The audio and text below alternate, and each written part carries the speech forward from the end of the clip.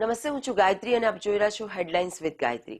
ચાલો સીધા નજર નાખીએ આજના ક્વિક ન્યૂઝ પર. નેપાળ ટિબેટ બોર્ડર પર કુદરતનો કહેર.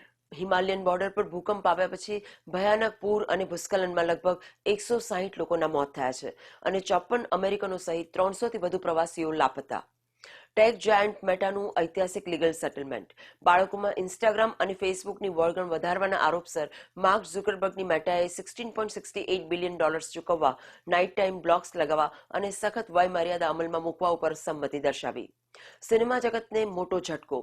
The Rocky horror picture show અને હોરર મૂવી ઈટના આઇકોનિક 80 યર્સના અભિનેતા ટીમ કરીનું લોસ એન્જલસ સ્થિત તેમના ઘરે નિધન થયું.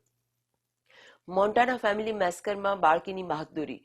બિલિંગ્સમાં પરિવારના 8 સભ્યો પર માસ શૂટિંગ અને આગચંપીની ઘટના દરમિયાન 12 વર્ષની શાર્લોટે 911 ઉપર કોલ કરીને પોલીસને એલર્ટ કરી, જેને હીરો માનવામાં આવી રહી છે.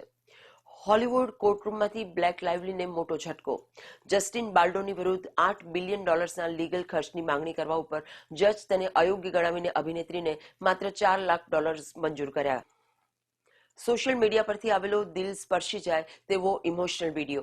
સ્ટેજ 4 બ્રેસ્ટ કેન્સર સામે ઝઝૂમી રહેલી 39 વર્ષની ટિકટોકર એન્ડ્રી ગ્રીગે પોતાના મૃત્યુ પહેલા પ્રી રેકોર્ડ કરેલો છેલ્લો વિડીયો શેર કરીને દુનિયાને અલવિદા કહ્યું. કોલંબો ટેસ્ટના ચોથા દિવસે ભારત જીતથી 4 વિકેટ દૂર.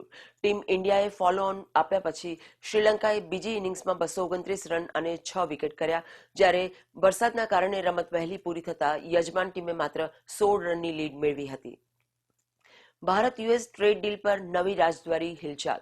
વાણિજ્ય મંત્રી પિયુષ ગોયલ સપ્ટેમ્બરના અંતમાં યુએસ આવી શકે છે, જ્યાં તેઓ યુએસટીઆર જેમિસન ગ્રીડ સાથે મુલાકાત કરીને બંને દેશો વચ્ચે પેન્ડિંગ ટ્રેડ પેક્ટ મુદ્દા ઉપર ચર્ચા કરશે. મિત્રો, મેટાનું $16.68 બિલિયન નું ઐતિહાસિક સેટલમેન્ટ શું તમને લાગે છે કે આવનારી પેઢીઓને સોશિયલ મીડિયાની ઘાતક અસરોથી બચાવવા માટે પૂરતું છે? તમારા મતે બીજું શું કરવું જોઈએ, કમેન્ટમાં જણાવજો. અને દેશ દુનિયાના દરેક મોટા સમાચાર માટે જોતા રહો હેડલાઇન્સ વિથ ગાયત્રી.